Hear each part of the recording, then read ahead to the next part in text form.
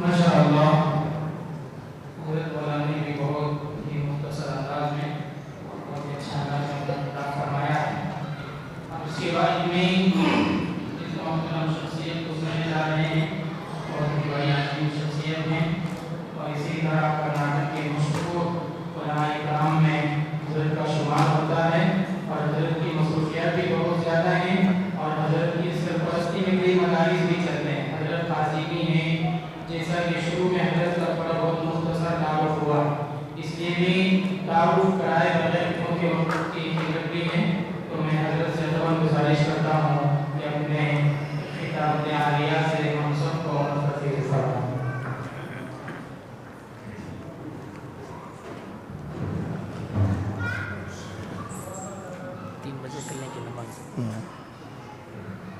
السلام علیکم ورحمۃ اللہ وبرکاتہ. الحمد للہ رب العالمین والصلاة والسلام على سید الانبیاء والمرسلین محمد وآلہ واصحابہ اجمعین ومن تبعهم بإحسان إلى يوم الدين وعلى كل من دعا بدعوته واستنى بسنته واهتدى بهديه إلى يوم الدين. أما بعد، فأعوذ بالله من الشيطان الرجيم. بسم الله الرحمن الرحيم. ومن يعمل مثقال ذرة خيرا يره ومن يعمل مثقال ذرة شرا يره. وقال الله سبحانه وتعالى: إنما يعمر مساجد الله من آمن بالله واليوم الآخر. وقال عليه السلام: إن المعونة بقدر المؤونة. وقال عليه السلام: اجعلوا من صلاتكم في بيوتكم. وقال عليه السلام: جعل المساجد للفرائض.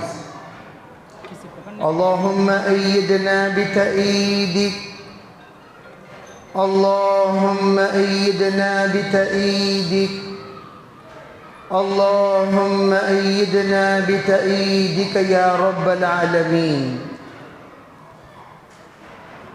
محترم، معزز، معقر، مبجل حضرات علماء کرام، حفاظ عظام، ذمہ داران عزیز، بھائیوں، بزرگوں، عزیز دوستوں، پردہ نشین محترم خواتین، اس وقت ہم لوگ ایک عظیم الشان مسجد کی تعمیر نو کی افتتاح میں شامل ہیں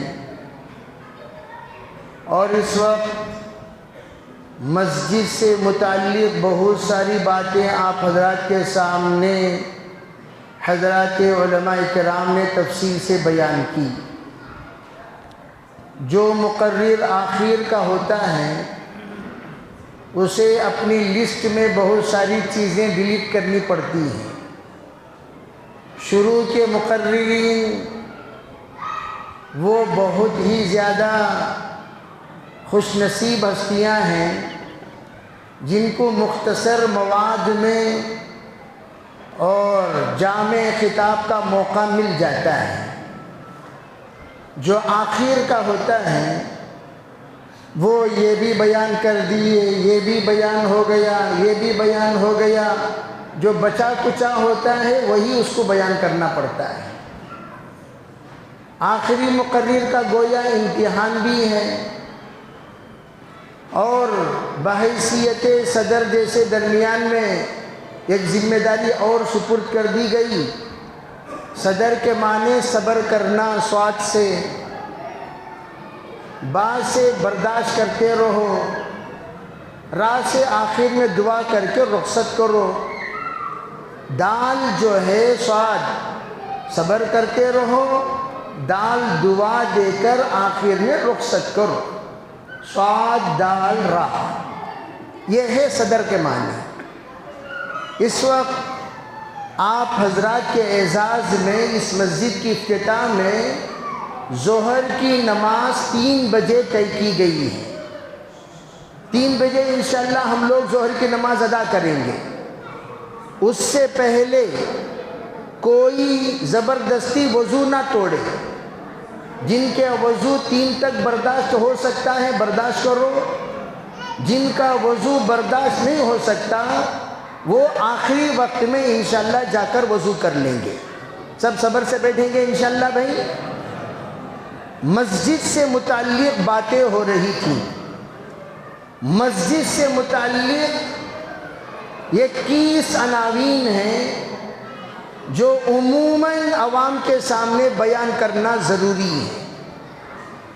فضائل مسجد، مسجد بنانے کی فضیلت کیا ہے، مسجد بنانے پر اللہ کیا عنایت فرماتا ہے، مسجد کے معاونین کو اللہ تعالیٰ کیا دیتے ہیں، اس کے سلسلے میں حضرات اکابر نے بڑی تفصیل سے آپ کے سامنے خیال ظاہر کیا۔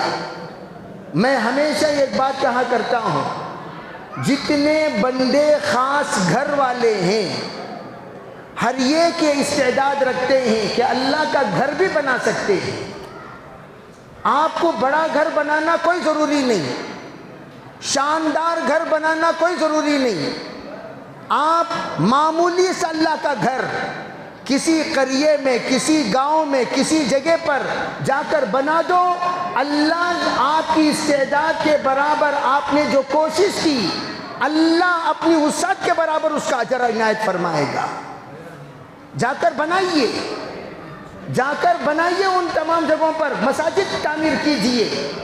میں اس وقت یہ بات ہمیشہ کہتا رہا، نور خدا ہے کفر کی حرکت پہ خندہ زن، پھونکوں سے یہ چراغ بجھایا نہ جائے گا۔ جس وقت کرونا کے زمانے میں لوگوں نے مسجد کو تالے لگا دیے، اللہ کا شکر ہے، اللہ کا کرم ہے، مسجد البیوت اس وقت آباد ہونا شروع ہو گئے، گھر گھر کو اللہ نے مسجد بنا دیا۔ پورے عالم کے لوگوں کو یہ بات سمجھا دی گئی، تم مدرسہ بند کرو گے تعلیم ہماری بند نہیں ہوگی، تم مساجد بند کرو گے نماز ہماری بند نہیں کی جائے گی، تم تراویح بند کرو گے نماز تراویح ہماری بند نہیں کی جائے گی، تم مکاتب بند کرو گے مکاتب ہماری بند نہیں کی جائے گی۔ ہر حال میں ایمان والا اپنا اسلام کو، اپنے شعبہ تعلیم کو، تربیت کو کس طرح آباد رکھنا جانتا ہے اور اچھی طرح یہ ترکیبوں سے واقف ہے۔ کرونا جو آیا یہ ہم سب کو یہ سکھا دیا، ہر حال میں کرونا، ہر حال میں کرونا، ہر حال میں کرونا، دنیا ادھر کی ادھر ہو جائے تب بھی کرونا، بیمار آ کر لوگ مر جائیں تب بھی کرونا، گھر میں بیٹھے رہو تب بھی کرونا، آپ جہاں بھی چلے جاؤ تب بھی کرونا، آپ ہر حال میں کرونا، یہ تعلیم ہمیں کرونا نے دے دیا۔ تو اب اللہ کے رسول علیہ السلام کی وہ بات، آپ نے فرمایا فضلت بستین، اللہ نے مجھے 6 چیزوں کے ذریعے سے تمام نبیوں پر فضیلت دی۔ اس میں آپ نے پہلی بات یہ ارشاد فرمائی، جعلت لی الارض کلھا طہورا و مسجدا، پوری زمین، پوری سرزمین میرے لیے، میری امت کے لیے اللہ نے طہور اور سجدے کی جگہ بنا دی۔ طہور کے معنی تیمم کی جگہ، اب جہاں چاہیں، نماز کا وقت ہو گیا، یہاں بہت سارے ماشاءاللہ ہمارے اکابر علماء نے نماز کے سلسلے میں توجہ دلائی، ہر حال میں نماز پڑھو، ہر حال میں نماز پڑھو، ہر حال میں نماز پڑھو۔ اب لوگ کیا کرتے ہیں، ہر حال کو نہیں سمجھتے، عربی پانی ہے وضو کر کے نماز پڑھنا جانتے ہیں، اور یہ بڑا مجمع اتنا نادان ہے آج بھی مسجد ہی میں جا کر نماز پڑھیں گے، سفروں میں بھی مسجد کو تلاش کرتے رہیں گے، مسجد کہاں ہے، مسجد کہاں ہے، مسجد کہاں ہے۔ ارے بھی فٹ پاتھ پر نماز پڑھ سکتے ہیں آپ، کیوں نہیں پڑھ سکتے؟ مصلی بچھائیے، آپ کے پاس پانی ہے وضو کر لیجئے، آزو بازو پانی مل گیا آپ اس کو لے لیجئے، اگر نہیں ملا آپ کو دائیں بائیں آگے پیچھے 1 میل تک آپ کو پانی نہیں ملا، آپ تیمم کیجئے، آپ نماز ادا کر لیجئے۔ وقت اگر ختم ہونے کے قریب ہے فوراً نماز ادا کرو، اگر آگے جا کر نماز ادا کرنے تک کا وقت موجود ہے آگے جاؤ، پانی کے پاس رکو اور نماز ادا کرو۔ آج سے 15 سال پہلے کجلی کا سفر کر رہا تھا، کار ایکسیڈنٹ ہو گئی، شان صحابہ کے عنوان پر سفر تھا، تو ایک 2 ویلر میں جو ساتھی جلسے ہی میں شرکت کے لیے جا رہے تھے، میں نے اپنا تعارف کرائے بغیر کہا بھائی میں بھی جلسے کو جا رہا ہوں، ذرا مجھے پہنچا دیں گے؟ کہا جی پہنچا دوں گا۔ چل رہے تھے، عصر کی نماز کا وقت قریب الختم تھا، دائیں بائیں ہم نے جگہ تلاش کی، کہیں جگہ نہیں ملی، آخر میں یہ گھر صاف ستھرا نظر آیا، اس گھر کا دروازہ کمپاؤنڈ کے ساتھ تھا، وہ کھٹکھٹایا، وہ اندر سے پجاری آیا۔ میں نے ان سے کہا جناب ہم لوگوں کو نماز پڑھنی ہے، وہ بیچارہ اتنا نیک صفت والا فوراً گیا اور کہا یہ لوٹا یہ پانی لیجئے اور اس میں سے آپ وضو کر لیجئے، منہ ہاتھ دھو لیجئے۔ اس نے کہا منہ ہاتھ دھو لیے، چٹائی لایا اور لاتے ہوئے کہا یہ وہ چٹائی ہے جس کو آج تک ہم نے استعمال نہیں کی، نئی چٹائی، اس پر آپ نماز ادا کیجئے۔ پھر نماز پڑھنے کے بعد اس بیچارے نے دودھ پلائی اور پلا کر کہنے لگا میرے پاس 14 مسلمان کام کرتے ہیں، 14 مسلمان جب کام کرتے ہیں وہ لوگوں کو میں نے کہا ارے تم لوگ نماز ہی نہیں پڑھتے، کہا نہیں نماز پڑھنے کو مسجد جانا، نماز پڑھنے کو مسجد جانا۔ تو اس نے کہا چلو نماز پڑھنے کو مسجد جانا، چلو میں مسجد بنا دیتا ہوں۔ تو اس پجاری نے اپنی کھیتی میں باقاعدہ مسجد کے لیے زمین متعین کیا، ایک چٹائی بچھائی اور اوپر اس نے باقاعدہ سائے کے لیے کچھ شیٹ ڈالے اور خود اپنے نفقے خاصہ سے مسجد بنا کر مسلمانوں کے لیے یہ مہیا کیا، یہ سہولت مہیا کی، جاؤ ادھر کام کرو، ظہر جا کر مسجد میں ادا کرو، ادھر کام کرو، عصر جا کر مسجد میں ادا کرو۔ بلکہ ان لوگوں کو اس نے وہیں پر قیام کے لیے رکھ لیا تھا، 14 لوگوں کی فجر سے لے کر عشاء تک کا نظام اس نے بنایا۔ میں آپ کو یہ غیرت دلانا چاہتا ہوں، یہ غیر جب اس کے اندر میں یہی کہا ترنگا جو ہے ہمارے پاس ہمارے ملک میں کہ 3 رنگ ملا ہوئے کو ترنگا کہتے ہیں، ایک رنگ بھی ہٹا دو وہ ترنگا نہیں ہو سکتا۔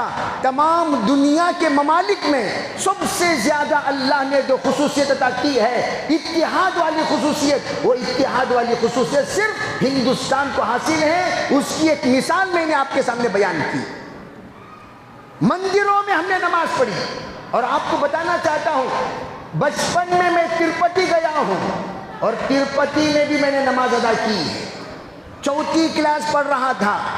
تروپتی کی وہ زمین جہاں پر اللہ کے نام کا سجدہ ہوا ہے، انشاءاللہ کل کے دن وہ شہادت دے سکتی ہے کہ اس زمین پر بھی ایک بندے نے آ کر سجدہ کیا تھا، وہ تروپتی کی زمین۔ مندروں میں ہم نے نماز ادا کی، آج تک سیرت بیان کرنے کے لیے مٹ گئے، مٹ میں انہوں نے کہا یہاں نماز ادا کیجئے، پاک صاف کیا، انہوں نے پوچھا اور زمین پر نماز ادا کرنے کے لیے انہوں نے سہولت مہیا کی اور ہم نے وہاں نماز ادا کی۔ میں یہ عرض کرنا چاہتا ہوں جعل الارض کلھا طہورا ومسجدا، جہاں کہیں جاؤ چھوٹی سی مسجد اپنی بناؤ، کل اللہ کے سامنے تم کہہ سکو یا اللہ یہ 15 لوگوں کا گھر تھا، قریہ تھا، یا میں نے مسجد بنائی، یا 10 لوگوں کا تھا، یا 10x10 مسجد بناؤ، 10x10 مسجد بناؤ۔ اور مسجد میں جمعے کے لیے شرائط الگ ہیں، ایک بات یہ یاد رکھو۔ دوسری بات، ایک صاحب تھے محبوب نو مسلم، انہوں نے اپنی والدہ کے نام سے محبوبہ مسجد بنائی۔ انہوں نے کہا مسجد اور مکان دونوں ایک ساتھ تعمیر شروع کی، پہلے اللہ کے گھر کی بنیاد رکھی، بعد میں اپنے گھر کی بنیاد رکھی. پہلے اللہ کے گھر کی دیوار چڑھائی, پھر اپنے گھر کی دیوار چڑھائی, پھر اللہ کے گھر کو فرسٹ فلور بنایا, پھر اپنے گھر کا فرسٹ فلور بنایا, پھر اللہ کے گھر کا سیکنڈ فلور بنایا, پھر اپنے گھر کا سیکنڈ فلور بنایا. جب 3rd فلور کا نمبر آیا, اس نے سوچا میرا گھر اللہ کے گھر سے اونچا نہیں ہونا چاہیے, اللہ کا گھر میرے گھر سے اونچا ہونا چاہیے. وہ 3rd فلور بنایا اللہ کے گھر کا اور اپنا سیکنڈ فلور ہی پر رہنے دیا.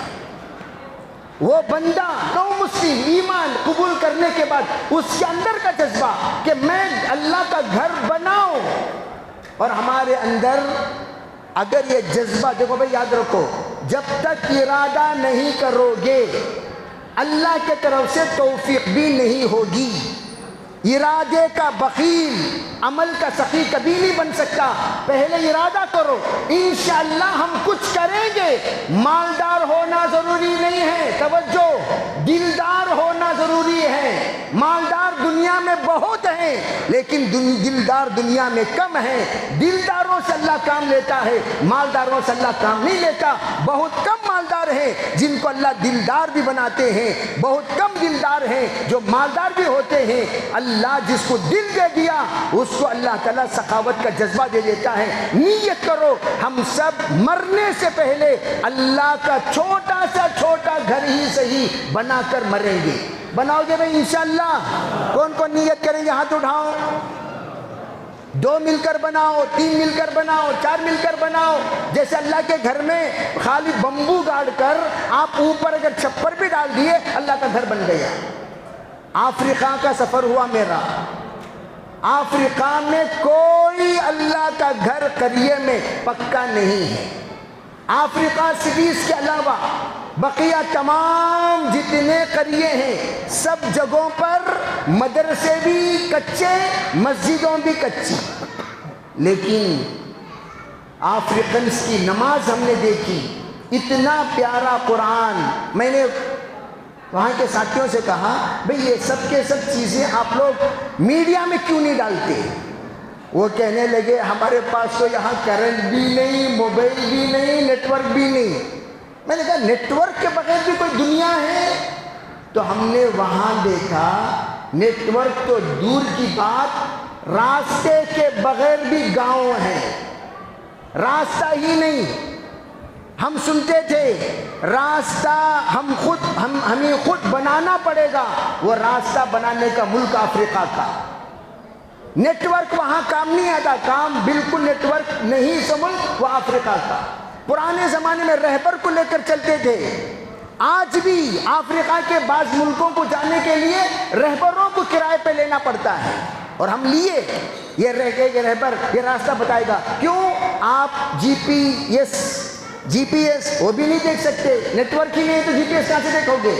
کوئی بھی رہبر آپ کو دائیں بائیں آگے پیچھے 50 کلومیٹر تک نہیں مل سکتا.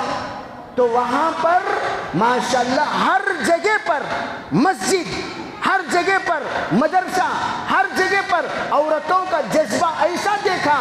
30 کلومیٹر عورتیں پیدل جاتی ہیں سبق پڑھانے کے لیے, اور سبق پڑھنے کے لیے پڑھ کر پھر واپس پیدل آتی ہیں. تو ہماری مسجد کا نام مدینہ مسجد جو رکھا گیا وہ اس لیے رکھا گیا تم بھی مدینے والے کی طرح بنو. بنیں گے انشاءاللہ, بنیں گے. عورتیں مدینے والی عورتوں کی طرح, مرد مدینے والے مردوں کی طرح. مسجد نبوی علیہ السلام میں صرف مردوں کے لیے اجازت تھی, عورتوں کے لیے نہیں. اللہ کے رسول علیہ السلام نے پہلے کہا تھا لا تمنعوا اماء اللہ مساجد اللہ, عورتوں کو مسجدوں میں منع مت کیا کرو. یہ اس وقت کہا تھا جس وقت وہ نئی مندر چھوڑی تھی, گرجا گھر چھوڑی تھی, چھوڑ کر وہ اسلام میں داخل ہوئی تھی. اللہ کے رسول کو نماز سکھانا تھا, تھا, نصیحت کرنا تھا, ان کی زندگی میں تبدیلی لانی تھی, ایمان بنانا تھا اور ان کے اخلاق بنانے تھے اور ان کو درس اسلام دینا تھا. اس لیے حضور علیہ السلام نے فرمایا آنے دو آنے دو آنے دو آنے دو. جس وقت اللہ کے رسول علیہ السلام نے دیکھا اب ان کے اندر علم التمیز پیدا ہو گیا ہے, اب یہ جانکاری پا چکی ہے, اب ان کے اندر جہالت دور ہو چکی ہے, اب ان کے اندر شرک نکل چکا ہے, اب یہ لوگ الحمدللہ ہر طرح سے یہ پاک ہو گئی ہیں, تب آپ نے فرمایا اب تم لوگوں کو مسجد میں آنے کی ضرورت نہیں ہے. حضرت عائشہ فرماتی ہیں اگر ہماری دور کی عورتوں کی اللہ کے رسول جانتے تو ہرگز مسجد کو آنے کی اجازت نہ دیتے. تو اس لیے مسجدیں یہ مردوں کے لیے ہیں, عورتوں کے لیے نہیں ہیں. عورتیں اپنے اپنے گھر میں, حضور نے فضیلت بیان کی, اپنے اپنے گھر میں مسجد بناؤ. مسجد بناؤ تو کیا الگ سے مسجد بنانے کی ضرورت نہیں, ایک جگہ پر متعین کرو, یہ جگہ پر میں نماز پڑھوں گی. جیسے اللہ کی بندیوں نے کہا میں اس جگہ پر 500 قرآن ختم کی ہوں, میں اس جگہ پر, ایک بزرگ کا واقعہ مشہور ہے, بیٹا یہ کونے میں گناہ نہ کرنا, یہاں پر میں نے 1500 قرآن ختم کیے ہیں. تو اس طرح مسجد میں, گھر کے اندر مسجد بناؤ. لا تجعلوا بیوتکم قبورا, سرکار دو عالم صلی اللہ علیہ وسلم کا ارشاد ہے تم اپنے گھروں کو اے مردوں عورتوں قبرستان مت بناؤ. قبرستان میں 5 کام نہیں ہوا کرتے, وہ 5 کام تمہارے گھروں میں نہ ہو تو پھر سمجھو تمہارا گھر قبرستان بن گیا ہے. وہ 5 کام ہونا چاہیے. کون سے 5 کام؟ کون سے 5 کام؟ سب سے پہلا کام سلام. مرد اور عورت آپس میں سلام کرنا چاہیے. توجہ سے سنو میری بات, پرانے نوجوان بھی نئے نوجوان بھی سنو. حضرت مدنی سے کسی نے پوچھا حضرت ہمارے گھر میں لڑائیاں ہیں, جھگڑا ہے, میاں بیوی کے درمیان سکون نہیں, چین نہیں, محبت نہیں, الفت نہیں, آپس میں ایک دوسرے کی انڈرسٹینڈنگ نہیں, کیا کریں؟ حضرت نے فرمایا تم سلام کرتے ہو؟ کہا سلام تو ہم نہیں کرتے, اس لیے کہ آج کل سلام کرنے کو بھی لوگ عیب سمجھتے ہیں. کیا جوروں کو بہت سلامہ مار رہا, ہاں اگر سلام کیا کیا بات, جوروں کو بہت سلامہ, ابے کیا سلام؟ سلام کرنا کوئی گناہ ہے؟ سلام کرنے کو بھی آج کل لوگوں نے مذاق بنا کر سلام سے بھی لوگوں کو روک دیا. پہلا کام گھروں میں سلام کا اہتمام کرو. سلام ہے تو سلامتی ہے, سلام نہیں ہے تو سلامتی نہیں ہے. سلام. نمبر 2, گھر کے اندر مہمانوں کا اکرام شروع کرو. میں شروع کرو کیوں کہہ رہا ہوں, جہاں جہاں جتنے ہوٹل ہیں وہاں وہاں اتنے کنجوس ہیں. ایک. نمبر 2, وہاں کی عورتیں سوماری ہیں. کیوں؟ اگر وہ گھر میں آنے والے مہمانوں کو چائے بنا کر پلاتی تو مرد ہوٹل کو کیوں لے آتا؟ بھئی مرد ہوٹل کو کیوں لے آتا؟ ہوٹل کو اس لیے لایا, اگر آپ ایک مہمان کو بلا لے کر گئے, کیا جی بلا لے کر گئے, بعض عورتیں اتنی بے حیا بے شرم ہوتی ہیں, اتنا زور سے ڈانٹتی ہیں مہمانوں کے کانوں تک سنائی دیتی ہے. دودھ گھر میں نہیں ہے معلوم نہیں, یہ نہیں ہے معلوم نہیں, ارے بھی آہستہ بولنا سیکھو. صوت العورت عورت, عورت کی آواز یہ پردہ ہے, اور تم اتنا زور سے چیخ رہے ہو. باہر مہمان, وہ ہم گئے مہمان, بھئی مولانا اندر آئیے, جا کر دیکھے تو مولانا چلے گئے. جا کر پوچھے کیا مولانا؟ نہیں بھئی ملفوظات سن لیا تھا, باہر نکل گیا, آپ کے بیگم کا استقبالی الفاظ سنا, کیا ایک بہترین استقبال تھا, ویلکم ویلکم. ہاں وہ ویلکم جو سنا تھا, آپ کا جو ویلکم ہو رہا تھا, نکل گیا. اسی میں عافیت ہے. نتیجتاً مردوں کا اپنے مہمانوں کو گھر لے جانے کا سلسلہ ہی بند, کوئی نہیں لے جاتا. ہمارے تمام علماء اس بات کی شہادت دے سکتے ہیں. آؤ مولانا ہوٹل میں کھانا کھا لیں گے. کی تمہیں بے وارثی جا, تمہیں لاوارث, تمہیں ہوٹل میں کیوں کھائے بھائی؟ ایک زمانہ تھا عیبدار تجارت ہوٹل کی, عیبدار تجارت پانی کو بیچنا, اور آج شاندار تجارت ہوٹل, شاندار تجارت پانی. لا حول ولا قوہ. حضرت یوسف رحمت اللہ علیہ نے فرمایا ہمارے جو چوتھے نمبر کا مقصد، دعوت و تبلیغ میں 6 نمبر ہیں، اس میں چوتھا نمبر ہے، کیا نمبر بولیے؟ بولو بھئی کیا نمبر؟ ذرا زور سے بولو جی، اکرام المسلمین۔ حضرت نے فرمایا اس نمبر کا مقصد یہ ہے کائنات کے ہوٹل بند ہو جائیں۔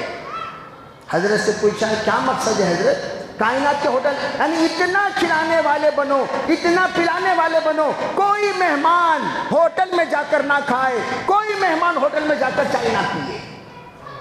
یہ ہے گھر، گھر کے اندر برکتیں اگر تم چاہتے ہو۔ سنو، آج کل سب سے بڑی شکایت، حضرت کمائی میں برکت نہیں ہے، برکت نہیں ہے، برکت والے حرکت کرے تو اتنا برکت آتی ہے، سو نحوست والی حرکت کرے تو برکت کہاں سے آتی؟ گھر کے اندر مہمانوں کو بلایا کرو، تمہارا گھر کھلانے والا بنے گا، تمہارا گھر پلانے والا بنے گا، کوئی بچہ تمہارے گھر میں بھوکا نہیں سوئے گا، خاندان تمہارا آباد رہے گا۔ گھر کے اندر بلاؤ مہمانوں کو، اور مہمانوں کو بلا کر دعائیں لیا کرو۔ اور 5 مہمان جس دسترخوان پہ ہوتے ہیں اس دسترخوان کا حساب نہیں ہوتا۔ نمبر 1، جس دسترخوان پر بیوہ ہو، یتیم ہو، اس دسترخوان کا حساب نہیں ہوتا۔ جس دسترخوان پر مسافر و مسکین ہو، اس دسترخوان کا حساب نہیں ہوتا۔ جس دسترخوان پر طالب علم اور علماء ہو، اس دسترخوان کا حساب نہیں ہوتا۔ جس دسترخوان پر نیک بندے ہو، اس دسترخوان کا حساب نہیں ہوتا۔ اسی طرح جس دسترخوان پر غریب ہو، اس دسترخوان کا بھی حساب نہیں ہوتا۔ اللہ نکلتے ہوئے وہ لوگ دعا دیتے ہوئے جائیں گے، افطر عندکم الصائمون، اکل طعامکم الابرار، صلت علیکم الملائکہ۔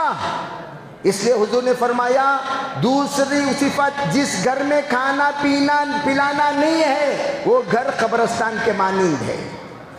نمبر 3، جس گھر میں اللہ کا ذکر نہیں، قرآن پاک کی تلاوت نہیں، وہ گھر بھی گھر نہیں ہے، وہ قبرستان ہے۔ اس لیے کہ قبرستانوں میں یہ چیزیں نہیں ہوتی، قبرستان میں یہ چیزیں نہیں ہوتی، اس لیے یہ عمل کرنے کو کہا گیا۔ بھئی پہلے تم گھر کے اندر یہ عمل کیا کرو۔ نمبر 4، گھر کے اندر نفل نمازیں پڑھا کرو، سنتیں گھر میں ادا کیا کرو۔ اجعلوا من صلاتکم فی بیوتکم، یہ فرمایا حضور علیہ السلام نے، اپنی بعض نمازیں تم گھر میں ادا کرو۔ نور الایضاح کے حاشیے میں ایک حدیث منقول ہے، جو بندہ فجر کی 2 رکعت سنت گھر میں پڑھتا ہے، توجہ سے سنو، 3 فائدے ہوں گے۔ میں کیوں کہہ رہا ہوں؟ مسجد میں کیا کرنا کیا نہیں کرنا پہلے سوال۔ مسجد میں اکثر لوگ پیشاب بھی یہیں جائیں گے، وضو بھی یہیں کریں گے، سنت بھی یہیں پڑھیں گے، فرض بھی یہیں پڑھیں گے، پھر گھر کے اندر جا کر آرام کریں گے۔ ایک بھی نماز گھر میں ادا کرنے، یہاں تک کہ بعض بے وقوف لوگ اشراق پڑھنے مسجد کو آتے ہیں، چاش پڑھنے مسجد کو آتے ہیں۔ ارے بے وقوف انسان اشراق پڑھنے مسجد کو کیوں آیا؟ کیوں آیا اشراق پڑھنے؟ گھر میں جا کر اشراق پڑھ، تیرے گھر کی نحوست ختم ہوگی۔ حضور علیہ السلام نے فرمایا فجر کی 2 رکعت سنت گھر میں پڑھو گے، پہلا فائدہ تیرا یہ ہے گھر کے اندر کا جھگڑا ختم۔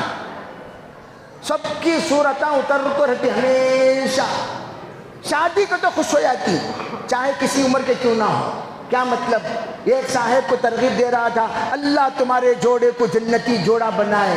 انہوں سورج چھوٹا کرنے کو پوچھے، جنت میں بھی نیچ کیا حضرت؟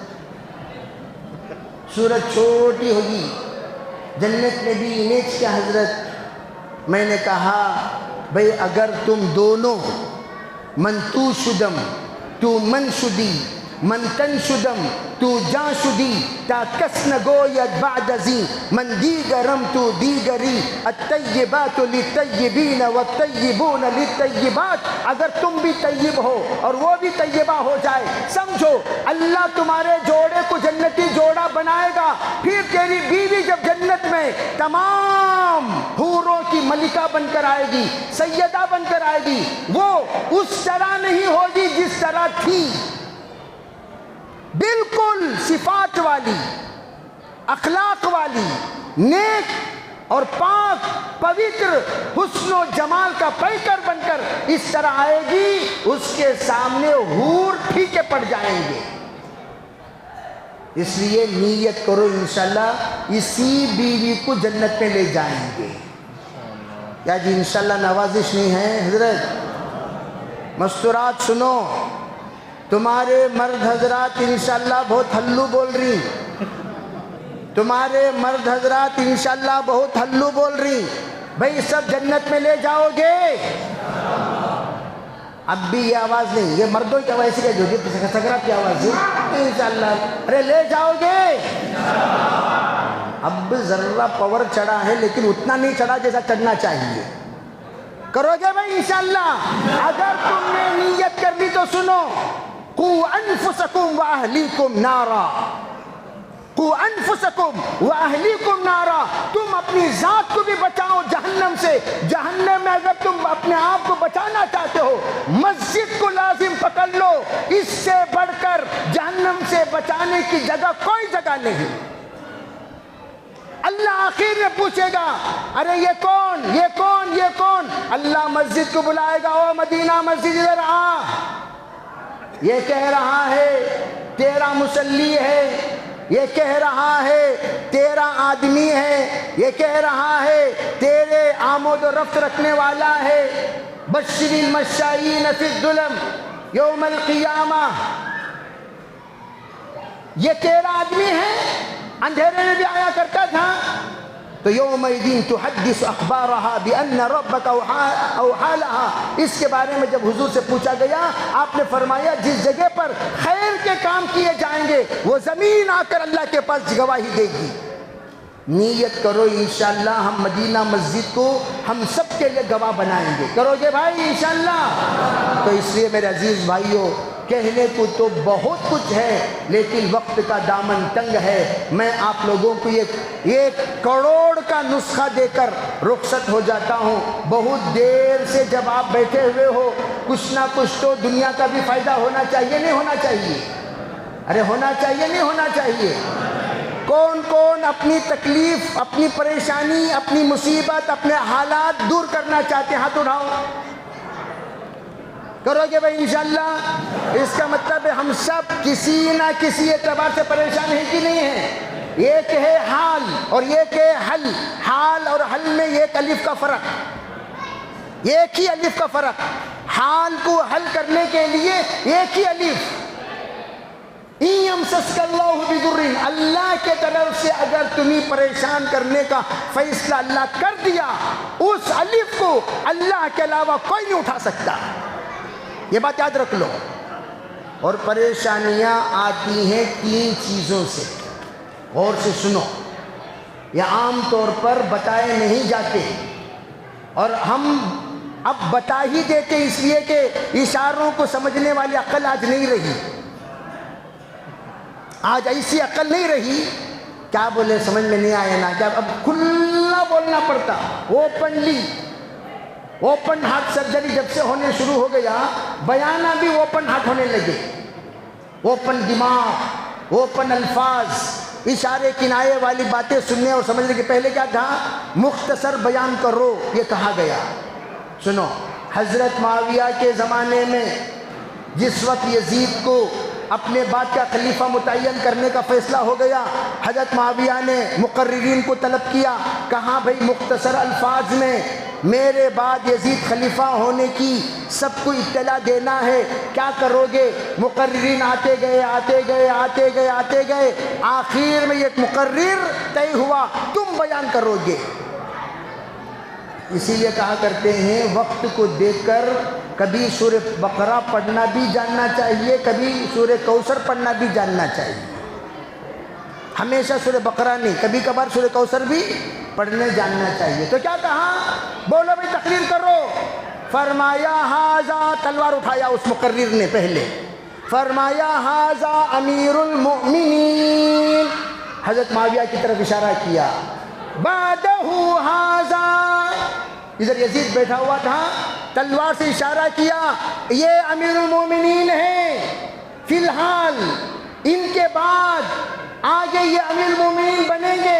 وَإِلَّا هَذَا، تلوار بلند کرتے ہوئے کہا نہیں مانو گے تو تلوار آپ کے سامنے بات کرے گی۔ تقریر ختم۔ اِنَّا أَعْطَيْنَاكَ الْكَوْثَرَ فَصَلِّ لِرَبِّكَ وَانْحَرْ إِنَّ شَانِئَكَ هُوَ الْأَبْتَرُ، خیر الکلام ما قل ودل۔ تو اس لیے میں کہنا چاہتا ہوں پہلے پچھلے گناہوں سے توبہ کرو۔ کریں گے انشاءاللہ؟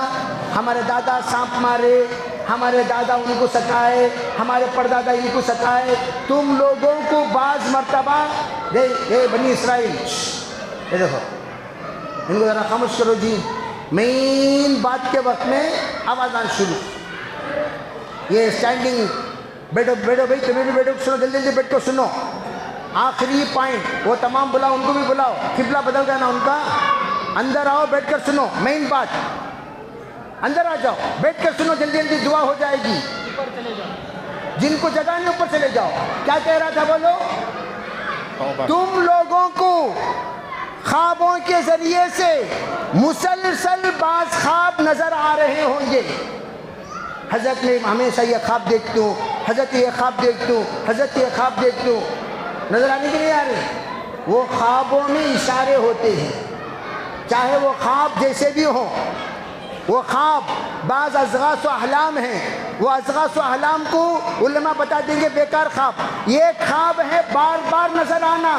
اگر ایسے خواب ہوں تو آپ تعبیر الرؤیا کے ماہرین علماء سے ڈائریکٹ آ کر معلوم کرو، حضرت یہ خواب کی تعبیر کیا، حضرت وہ خواب کی تعبیر بتائیں گے، اس کے مطابق اس کا حل بتائیں گے، اس حل پر عمل کرنے کی کوشش کریں گے انشاءاللہ۔ دوسری بات، جو رزق سے پریشان ہیں، ہر نماز کے بعد فجر، ظہر، عصر، مغرب، عشاء، فجر کی نماز کے بعد سورہ اذا جاء نصر اللہ والفتح 25 مرتبہ پڑھو۔ کتنے بار پڑھنا بولو؟ ارے بولو بھئی کتنے بار؟ 25 بار۔ یہ کئی کو نسخہ بول رہا ہوں معلوم، یہ نسخے کے بعد اللہ آپ کی انشاءاللہ مال دیں گے۔ لیٹ ختنہ کرے تو آوازہ زیادہ ہوتی، یاد رکھیے، یہ پڑھو نا کہ ختنہ ہو کو نہیں ہے، آوازہ زیادہ، اس لیے جلدی جلدی ختنہ کر ڈالو۔ ہمارے یہاں عادت چچا کو بھی بھتیجے کو بٹھا کو ختنہ کرنے کی، وہ چھوڑ ڈالو وہ عادت۔ تو میں کیا کہہ رہا تھا؟ دوسری بات، فجر کی نماز کے بعد 25 بار اذا جاء، ظہر کے بعد 24، عصر کے بعد 23، مغرب کے بعد 22، عشاء کے بعد 21 پڑھو گے انشاءاللہ؟ پڑھ کر یا رزاق یا کریم یا رحمان یا رحیم 30 پر 3 بار پڑھ کر اللہ سے توبہ کے ساتھ دعا بھی کرو۔ توبہ بھی کرنا، دعا بھی کرنا، کرو گے انشاءاللہ بھائی؟ یہ نسخہ اس لیے دے رہا ہوں، آپ نیت کرے نہیں کرے مسجد بنانا، ارے کرے نہیں کرے جی، جب اللہ دے گا کہو انشاءاللہ ہم اللہ کو دیں گے، ارے انشاءاللہ بولو بھائی۔ آج بھی ہماری قوم میں کب انشاءاللہ بولنا، کب الحمدللہ بولنا، کب آمین بولنا، وہ ابھی سمجھ نہیں آئی۔ اس لیے ہمارے اکابر کیا کیے، دعا بھی، ایک دعا ربنا آتا آمین فی الدنیا حسنہ، آمین جی رکو جی، دعا مکمل ہوئی اس نے آمین آمین بولنا شروع کر ڈالے، تو آخری جملہ بلند کرتے ہیں وقنا عذاب النار، کہتو آمین۔ یہ اس لیے دعا میں آواز بلند کی جاتی ہے تاکہ ہم آمین کہیں۔ اسی طرح انشاءاللہ بولو گے، اللہ انشاءاللہ ماشاءاللہ بنا دے گا۔ تو یہ کام کیا کرنا، یہ دوسرا، جب بھی گھر کو جاؤ، لیڈیز ہو یا جینٹس، اب سب ماشاءاللہ ضیافت کا انتظام بھی ہے کیا بھائی؟ ضیافت ماشاءاللہ اکرام کے ساتھ ذرا ضیافت کا اہتمام کریں۔ جب گھر کو جائیں گے آپ، جاتے ہی پہلے السلام علیکم ورحمۃ اللہ، نمبر 2 والصلاة والسلام علی رسول اللہ، نمبر 3 اعوذ باللہ من الشیطان الرجیم بسم اللہ الرحمن الرحیم قل هو اللہ احد اللہ الصمد لم یلد ولم یولد ولم یکن له کفوا احد۔ یہ پڑھتے ہوئے آپ اندر داخل ہوں، انشاءاللہ اگر آپ کے گناہ معاف ہو گئے، اللہ کے طرف سے کوئی پکڑنے کا فیصلہ نہیں ہے، تو ضرور اللہ آپ کی تنگی دور کرے گا، بغیر قرض کے اللہ انشاءاللہ موت دے گا۔ وآخر دعوانا الحمدللہ رب العالمین۔